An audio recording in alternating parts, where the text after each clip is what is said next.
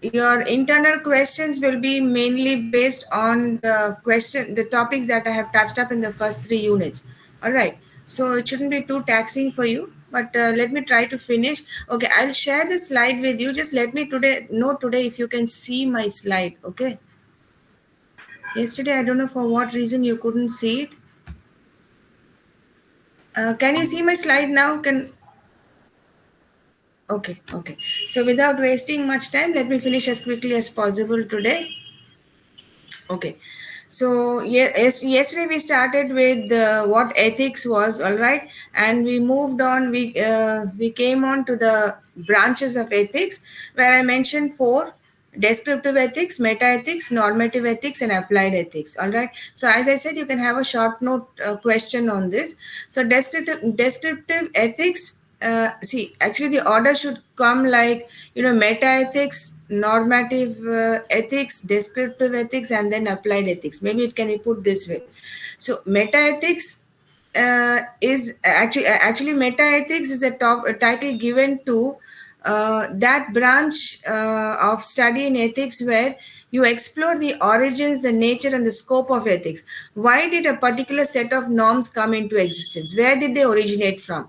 Which geographical part, which society? What was the cause for such norms to be, established? Something must have happened for which they decided that the act, whatever was happening, was unethical, and therefore we had to find some methods to correct the situation. All right, what was happening was wrong and we have to correct the situation. So we take the help of the law and many other sources, great brains working behind this to set up certain norms, all right, which we think are ethically correct. So how did this ethical norm come into existence? That is what that branch of ethics studies, and that branch is known as meta ethics. All right, we're not going to details, as I said. The next thing is normative ethics. Norms, as we say, are rules. All right, so normative ethics proposes what should be considered right and wrong behavior. Only based on that you can have your rules applied, isn't it? So if there is a particular activity which has happened, which we think is unethical, which is wrong, all right, we try to set rules to tell that if you do this, it is correct, but if you don't do it, if you violate what is wrong, you violate these rules, then you are ethically wrong. All right. So what are those rules? When you start basing the rules, that branch of ethics which studies how the rules are how the rules come into existence or how they are proposed is what normative ethics is all about. And then how you are applying these, when you will apply it, where you will apply it, is what applied ethics is all about. In what situations will you apply these norms? All right. So that is what applied ethics is all about. And finally, you have descriptive ethics, which actually encompasses all the first three that we talked about, and it describes and compares. It describes the different types of ethics, the branches of ethics that you have, and then it compares one with the other. It also compares how people and groups think and act ethically in given situations. All right, the people of different parts of the globe, all right, how do they react, how do they accept, what is their reaction to these norms, all right, and their and where they should be applied, all right, whether they accept that these are ethically correct, all right. In some places, see, for example, you must have heard of this thing called euthanasia. Okay, EUTHANASIA. So euthanasia means, a person seeking death or allowed to be killed because he's just a rotting vegetable. All right, and maybe it can be on the wishes of the person who is terminally ill or sick, and therefore that person who cannot live a life like a rotting vegetable and seeks release from this kind of painful life. All right, so they want some kind of release, they want death, and this death or this permanent sleep or relief from this kind of pain and trouble can be given to them with what should I say, with an injection. Is that clear? Now, is this justified? Sometimes doctors think that a patient is not going to, come out of the coma in which he is. He's not going to become well as he was. He's terminally sick. He's definitely going to die. All right. So what better, way to give relief to the patient than to give him death? So you inject a morphine injection, and the person has a peaceful death, painless, peaceful death. He goes away in sleep.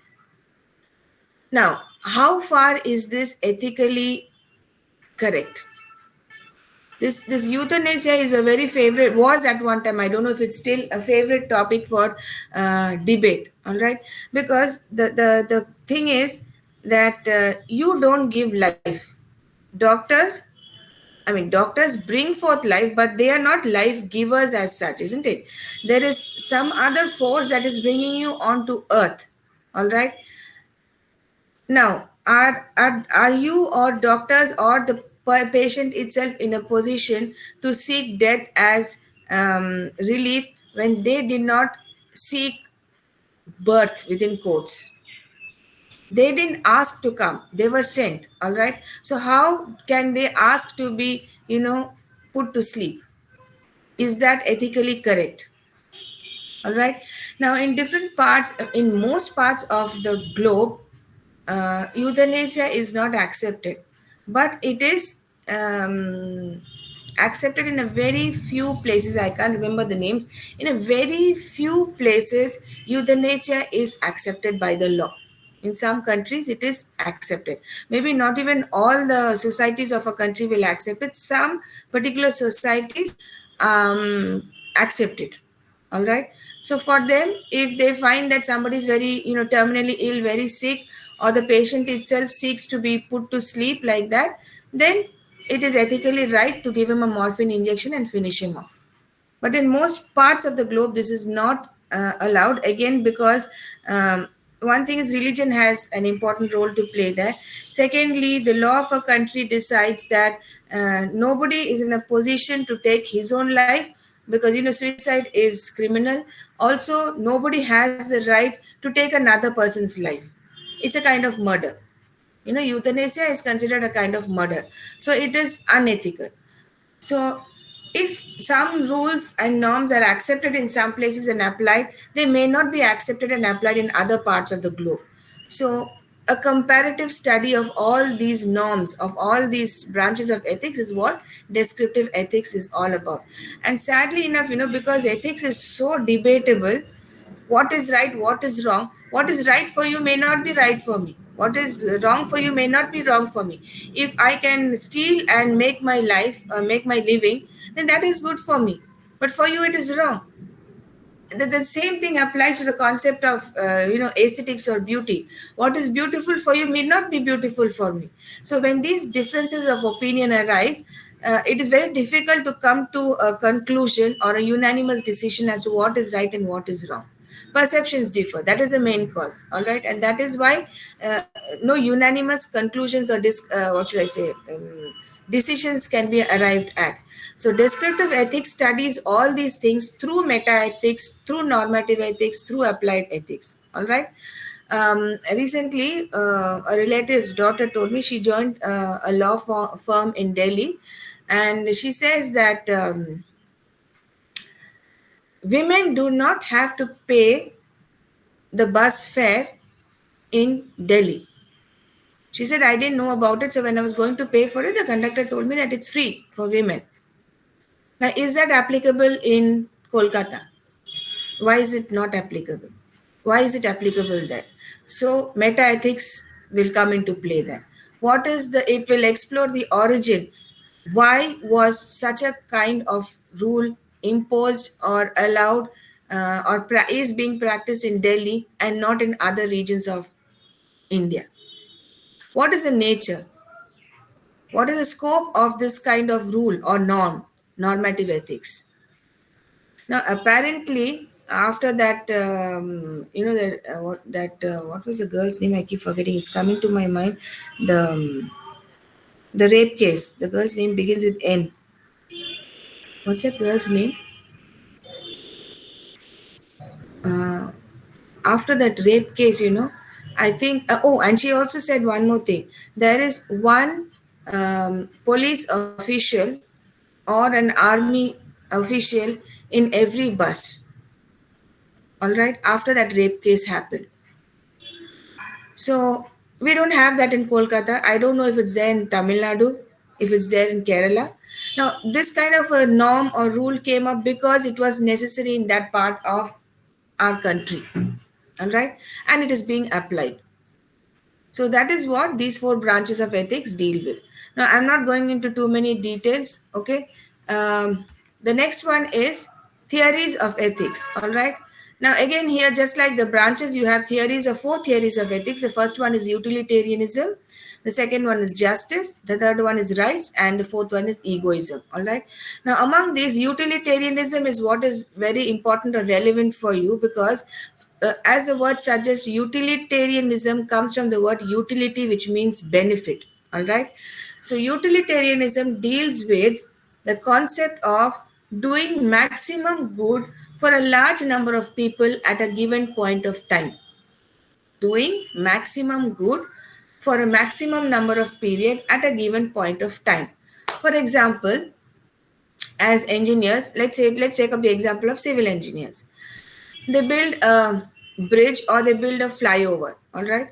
What is the uh, you know the reason or what is the aim of building that flyover or bridge? The aim is to be able to give benefit to a large section of society who can use that bridge at the same time, all right. So that is the biggest benefit, all right. So it is like a bridge is not built only for one person to use at one time.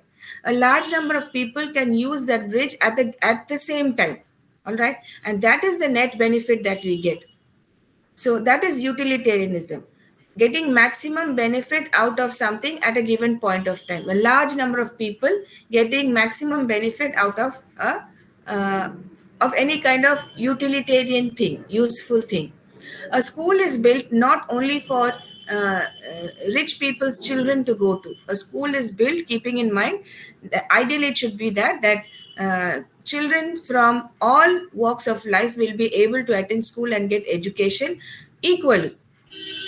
Is that clear? No bias or what should I say? Favor is done to any particular section of society. And what is the aim? The aim of setting up the school is to give education to as many number of children as possible at a given point of time. All right. It is not only for a particular sect of society who get the benefit of the school.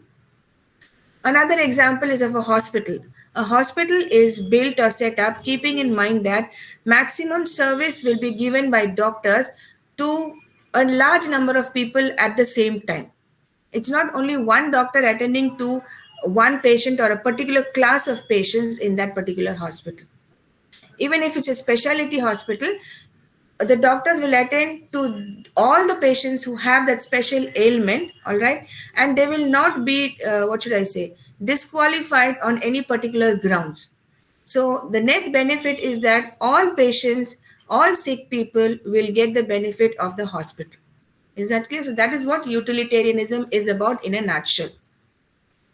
You will find the definitions given here. Now, this theory was proposed by somebody called Jeremy N. Bentham and J.S. Mill, and they write that do whatever produces the greatest good for the greatest number of people. What makes something good or bad, right or wrong, is that it produces the greatest amount of pleasure for the greatest number of people. There might be some pain involved, but the pain is minimal. Maybe when you have to cross a bridge, initially you have to climb a number of stairs. All right, so that is the little pain that you have in comparison to being able to use that entire bridge. Nowadays you have this what is that? You have these foot bridges And under the footbridges, you have these subways also that have come. The subways, I used one at Lake Town yesterday, and I found it so convenient. The Lake Town the footbridge until now was very convenient. When I go in from Salt Lake towards Lake Town, it's very convenient for me. I climb up the stairs, walk across the bridge, and then come running down, that thing. They have no steps when you come down. But when you go the other way around, it is very difficult to climb that ramp, especially for older people or people with knee ailments to climb that ramp. People with breathing problems, it's very difficult to climb that ramp and then come on to the top of the bridge. Now, to give relief to those people, so that is a little pain that you have to take to get to get more pleasure. Instead of having to cross that road, going for a distance, and then finding a break in the road divider, and then crossing, and then having to come back. These people have made it easy for you to cross the bridge at that point where you need to cross. The only little pain that you have is having to climb that the stairs or the ramp. Now, to make that even easier, they have the subway. In the subway, you just need to climb a few stairs down. Then you go across, and you don't have to climb that ramp, and you're there at the other end of the road, on the other side of the road, in fact, and you can easily cross over. So, utilitarianism is giving maximum benefit, all right, and minimizing pain, giving maximum pleasure and minimizing pain for a large number of people at the same time. All right, so that is what he means by aggregate pleasure, meaning total pleasure. All right, after you deduct or remove the little suffering that you have in any action. The little suffering I had while climbing up the the footbridge was that the ramp was very difficult for me to climb. Okay, and especially for elderly people. So to make it easy for elderly people, they made things even simpler by having the subway. But there is an aggregate pleasure, total pleasure in this, because I can cross the road easily whether I take the footbridge or whether I take the subway. All right. So utilitarianism focuses on the result of an action. Is that clear? But unfortunately, it does not focus on the means. All right. So we'll go to that. That's one of the disadvantages. So is utilitarian clear to you? Utilitarianism? So the same points I have discussed here, it's a repetition just for so that you understand. Now, what are the limitations or disadvantages of utilitarianism? It is very hard to use in difficult. It is very hard it's very difficult to quantify the situation. Hard to use in difficult situations, or okay, I will change it. It is hard to use, or it is hard to quantify the situation. Let's put it that way. Or it's very difficult to quantify the situations. Now, in what situation, the meaning of this point is that when will you understand where it is difficult and how difficult? How will you come to that conclusion? You want to give a lot of pleasure, you want to give a lot of benefit, you want to give a lot of relief to a large number of people, but how do you decide how much difficulty is already there? How do you assess that? It's very difficult to assess, quantify that, so much difficulty is there. Now this, let's take up the example of the footbridge. How many people actually use that footbridge? Only if you know how many people use it and how many people actually have got benefit from it or are finding it easy, you cannot say that it is utilitarian. It is useful or beneficial to the users. So that is one point. Whom will you ask? How will you quantify how much difficulty is there? The second point is it does not include rights and justice. It does not include rights and justice, meaning there are these toll taxes and all that. When you go there, when you pay for the toll tax, some you have the FASTag nowadays, and there are some government vehicles, okay, which have the red light or the green or the blue light and all that, and they're allowed to pass through freely. All right. Now, is that is that ethically correct? Even if it's a government vehicle, why shouldn't the government vehicle pay the toll tax while crossing?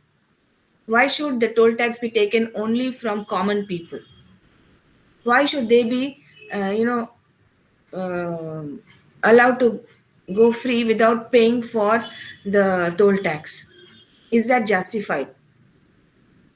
All right, so this is about if now the toll tax is the toll bridge over whenever you use the highway, it is for everybody, whether it is for a government car or for government officials or for common people. All right, if they have the right to use the highway without paying for the toll tax, why should common people pay it? Why is it considered that the common people have the right or they should pay and go? Is that justice? So, but everybody is using this benefit, isn't it? So the question, this utilitarian theory does not consider the rights of the users and whether the action that is being done is justified or not. All right, whether the let's say a bridge which is being made or a road which is being constructed, whether everybody can use it and whether only a particular class of people can use it, and is that justified? Why should you build something only for a select few? Utilitarianism looks so much into the benefit that it does not look into the other things, like whether the rights, whether it is people have the right to use it, which kind of people have the right to use it, and whether it is justified at all to do some kind of a project like this. All right. So I have an example here. A few doctors decide that a number of experiments on a few people, even if most of them died, would be worth it if they could find a cure for a disease that would relieve the suffering of millions of people. Utilitarianism would give the approval for such because it produces the greatest good for the greatest number of people. Let's take up the case of AIDS or cancer patients. All right. For a few nowadays we have COVID also. Let's say a few researchers, doctors decide that they will perform some experiments on a few people who are afflicted with cancer, or let's say COVID, or let's say with AIDS. All right. Assuming that anyway these people will die. All right, and they decide that when these people are going to die, it's okay for us to perform experiments on them to see if these vaccines or these medicines work on them, and if it will do good for people suffering from cancer or AIDS or from COVID. All right, because if I get good results through my experiments on these terminally ill people, I will be able to save the lives of so many other people who will be treated in future with these medicines that we get out of the experiments. Once the experiment is done and the results are in hand, we will know whether this kind of drug works for a particular kind of disease. Now, how do I get the results? I perform experiments on some people whom I assume will never survive. They are sick and will not survive. And once I perform, just because they're going to die, I assume that they are going to die, they're not going to come out of it. It's okay for me to perform experiments on them, because finally, if the results of the experiments are good, then I will be able to save the lives of so many other people in future who suffer from the same disease. So that is a utilitarian act. Now, is that correct? Utilitarianism allows that to happen. But is that correct? That is one of the limitations. Who will decide whether something is utilitarian or not, whether it produces the greatest good for the greatest number of people, and what is the medium that is being used? So utilitarianism focuses on the end result, but not on the medium that is being adopted to get the end result. So that is one of the biggest limitations of utilitarianism. Okay. uh, the next one is about justice. All right, these things I think you can read on your own. These are not very important. They might come for a detailed question like discuss the branches and theories of ethics, or write short notes on any one of them.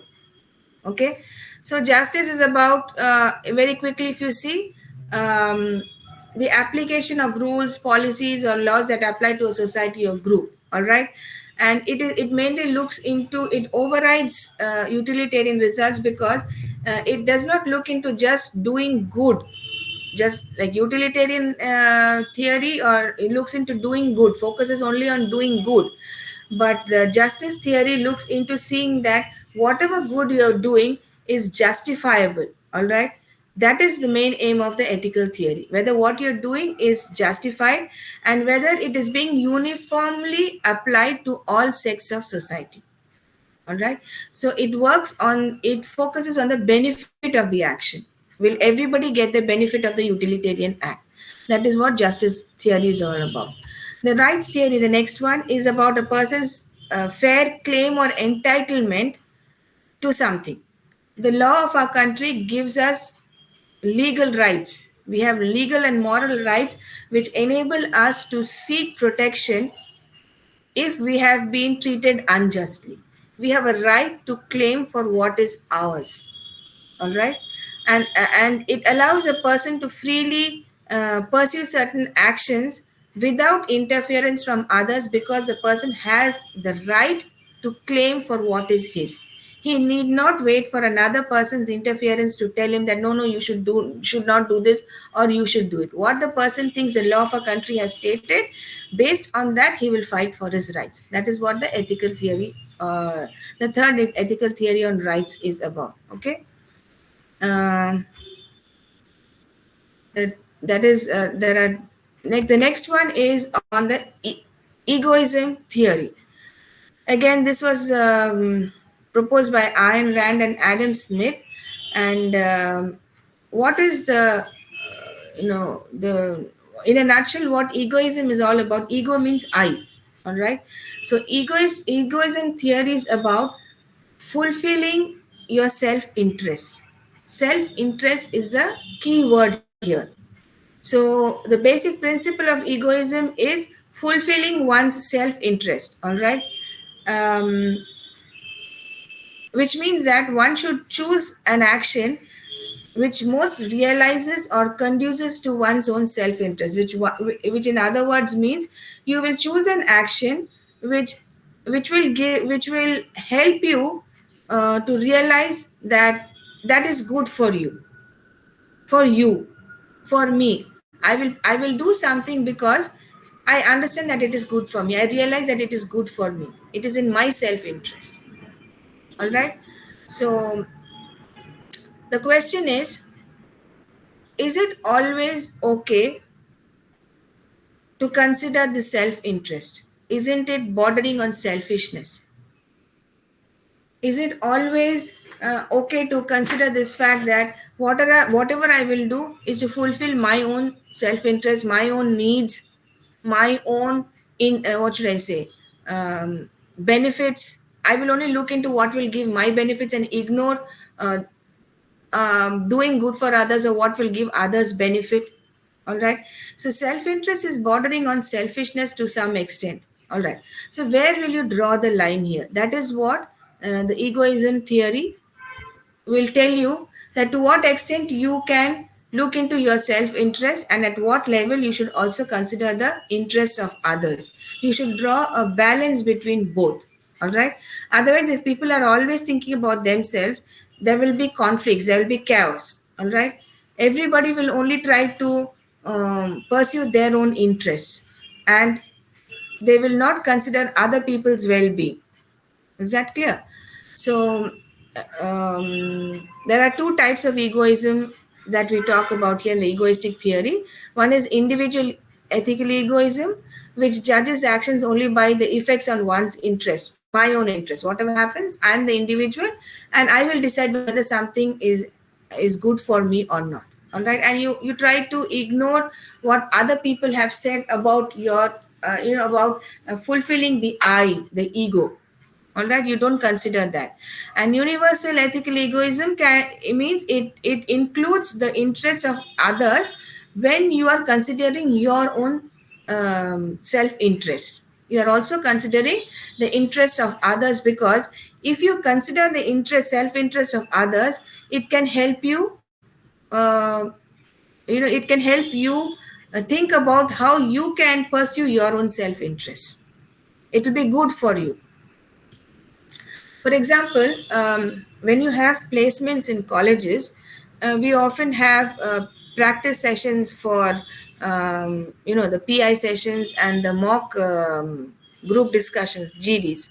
Now, when we train students for these PIs or group discussions, we always tell the students that don't think about you just getting the job. Think about how the others can help you get the job. And how can you do that? In a group discussion, don't dominate the discussion. All right. Try to pull in all the others. If you have good leadership skills, then you will have to try to pull in all the others into the conversation, into the discussion. All right. And show how you stand apart. So your standing apart is for your self-interest. Now, if you go on talking and not let others talk, what will happen is the discussion, the GD will become only one-sided. Okay, and it will be considered that you are dominating the entire discussion. You will be disqualified. Along with you, the others will also. The entire group will be disqualified. No one from that group will gain points to enter the next round. So that is bad for you. You were thinking only about your self-interest. You were only thinking about your getting the job and not about the others. But if you think about others also, you realize that if I have to get the job, I need the help of the others also. So during a group discussion, I will have to participate in such a way that I draw everybody into the conversation and the entire group moves on to the next round. Then what happens in the PI? That's a personal interview round that is entirely individual. There you think about your individual ethical egoism norms. But in a GD, you're thinking about everybody is good.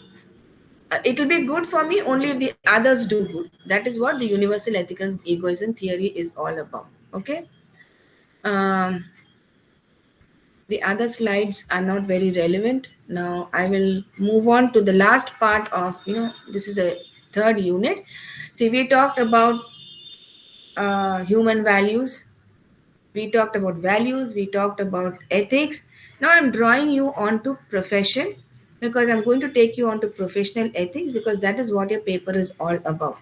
Unfortunately, I don't have time. The fourth, fifth, and especially the fourth and fifth units are entirely about professional ethics, and it focuses on the engineering profession. So you will have to go through those slides, and that's why I'm going on telling you if you have any problems, please get back to me. All right. I think the slides will help you understand, and try to read up a little and give your own examples. Don't reproduce my slides because those who have reproduced my slides got only half the marks in the first internal test. Because when I was checking through, I told them, and in the second test, I told them, don't reproduce my slides. Explain it, give it your own exam, give it your own, your own flavor with your own examples. All right. So now, therefore, the third unit is moving. I'm gradually moving on. Having talked to you about values, about ethics, I'm now moving on to profession, and then I will end this unit with something called professional ethics. All simple topics. Now, what is a profession? A profession, we will break down this definition into smaller parts to make it easy to understand. A profession is a vocation or an occupation founded upon or based upon specialized educational training, and the purpose of this educational training is to supply objective counsel or advice and service to others who need it for a direct and definite compensation or remuneration, wholly apart from the expectation of any other business gain. Now, let me explain the parts to you. A profession is a vocation or an occupation based on specialized educational training. Now, you are all going to become engineers. Engineering is your profession, all right? And your profession is based on a specialized educational training, which is called the BTech course. All right, the entire BTech course is your specialized educational training. A lawyer can have an LLB course.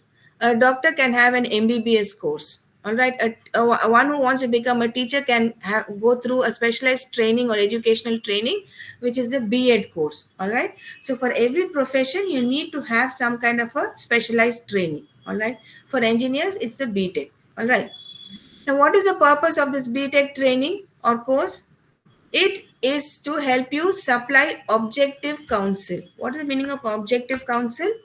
Counsel means advice. Okay, counseling, giving advice, suggestions. Objective meaning not subjective. Subjective is when it's personal, individual. Objective is when you stand out as a third person and you give unbiased advice or suggestion. All right, there is a particular situation, you use the knowledge that you have been given in your educational training to understand the situation, the practical situation, and then you come out of the situation as a third person, see both sides of the situation, and give a balanced and unbiased advice or suggestion. All right, because you are giving service to others. That is how you are giving service to others. You are giving advice. And how you are giving advice is by using the educational training that you have got. All right, so you are giving counsel, and that is the kind of service you are giving to others. The service can be in terms of advice, in the terms of products that you create. All right, in exchange for a direct and definite compensation, which simply means here your salary.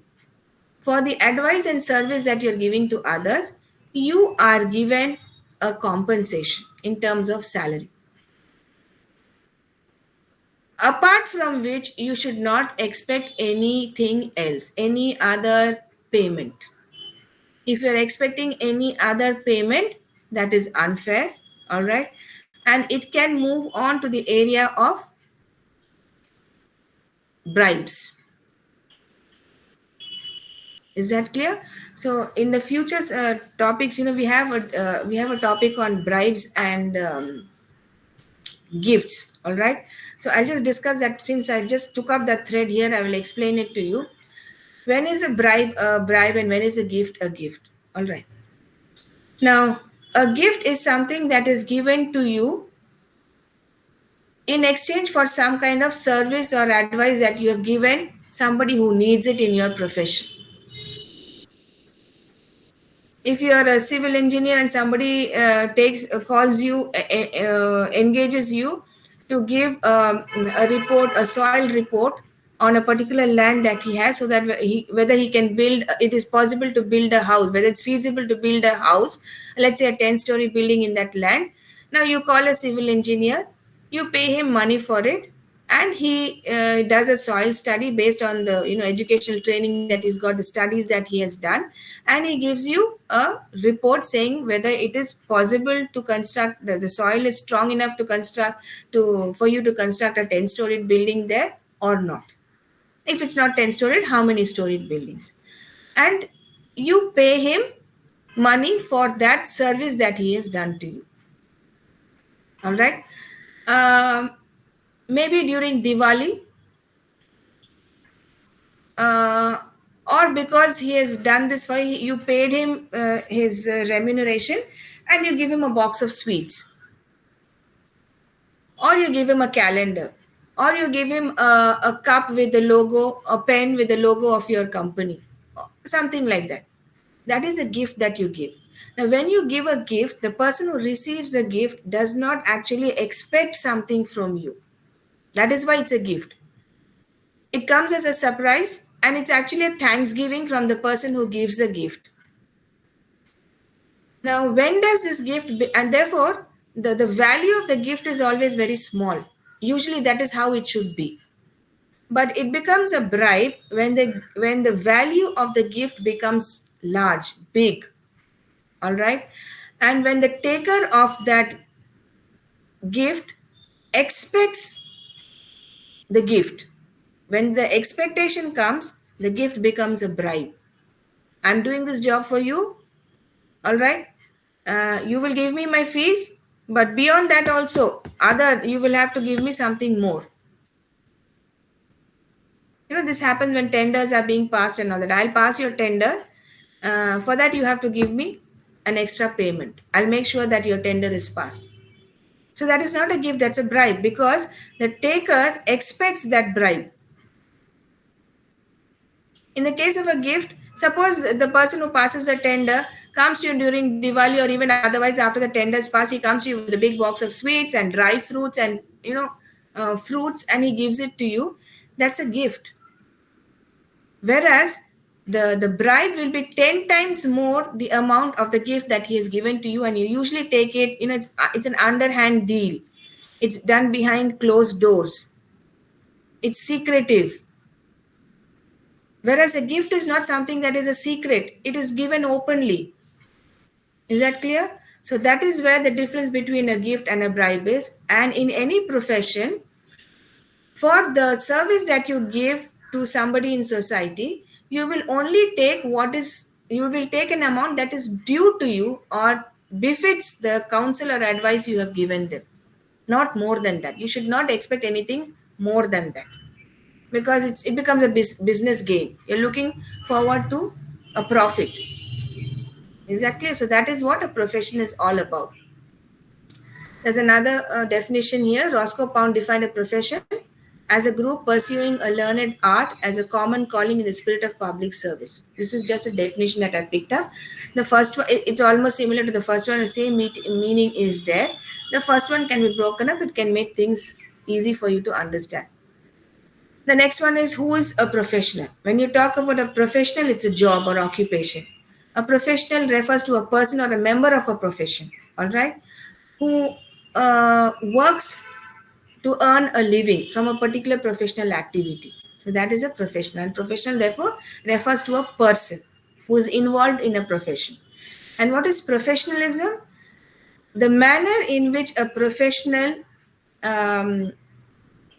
uses his skills, his sense of good judgment, his behavior in the course of his profession, in his workplace. The manner in which he is trained to get his job done in the best possible manner is what professionalism is all about. Okay, so these are the small terms that we have.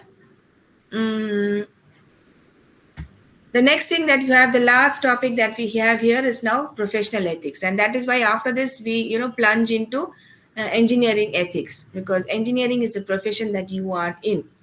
So professional ethics encompasses the personal, organizational, and corporate standards of behavior expected from professionals. All right. It helps a professional decide when faced with a problem that raises a moral issue. Uh, Professional ethics is that branch or that concept which enables a professional to take the support of norms or ethical norms, rules, all right, to help him solve problems when he is in the workplace. All right, he is supported. The professional has the support of certain corporate rules, corporate meaning business, organization, business, all right, certain corporate rules, norms, or standards of behavior, all right, which is applicable to all professionals in a particular organization. And when somebody violates these set standards, the professional can seek the help of the corporate rules or standards to pull up a professional who is doing something wrong. He can be corrected. All right.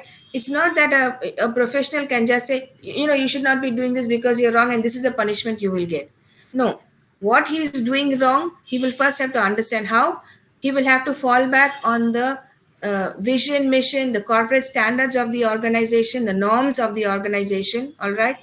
And then based on that, he will have to understand that yes, this person has broken the norms of the organization and therefore he needs to be penalized, and what punishment he will be given is also mentioned in the corporate rule book of that organization.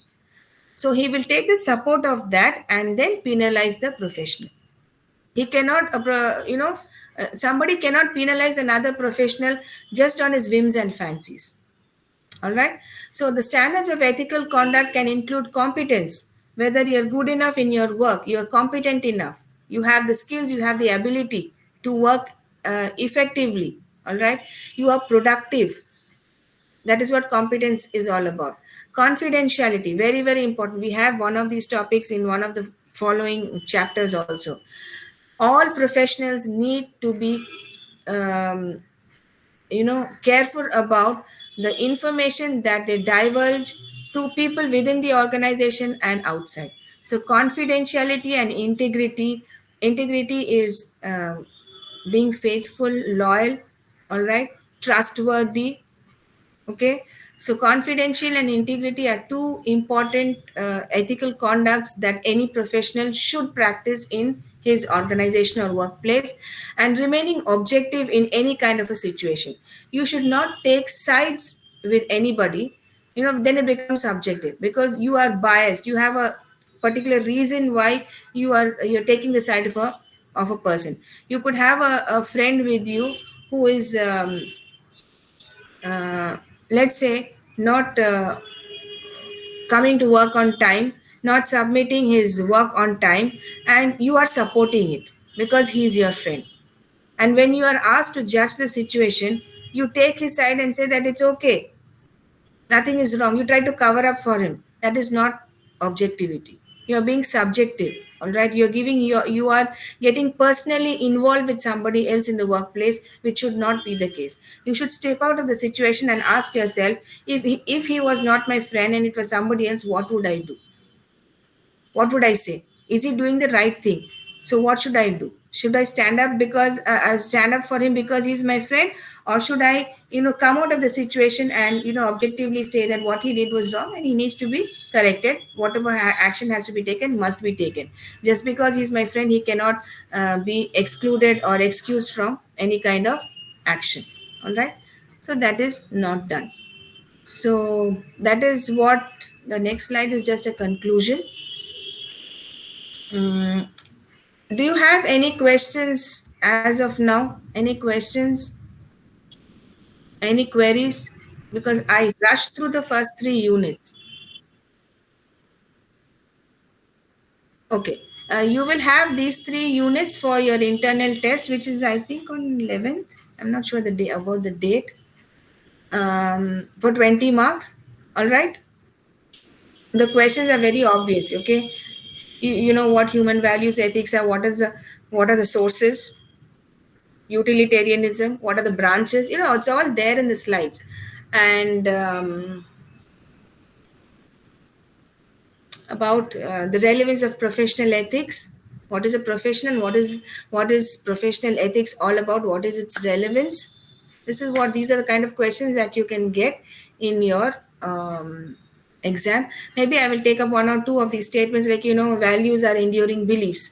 Do you agree or disagree? Give reasons for your answer. Questions like that will be there, very simple questions. And if you have any queries, if you have any doubts, please WhatsApp me, or you can call me if I don't see your message. By the way, I received both your assignments. I just wanted to tell that I received both your assignments. Both were well done. So I will, if you have any questions, put it on the WhatsApp group, where the two of you are there. And if I don't respond, you can give me a call. I'll get back to you. In case I miss seeing your message, you can call me. And for the other units that you've not done, if you need any help, you can let me know. Okay. Shall I stop here then today? Hmm. Yeah, unit 1, 2, and 3. They function as one unit. I've just broken it down for convenience sake. Okay. The first 3 units which come as one complete PPT. All right. Devsuti, okay with you? Any other question? Okay, she says okay. Then let's wind up for today. I don't want to take up too much of your time. I don't know if you've had lunch. So I will wind up today. And as I said, if you have any questions, you can get back to me later. Okay. So see you then. Thank you. Thank you.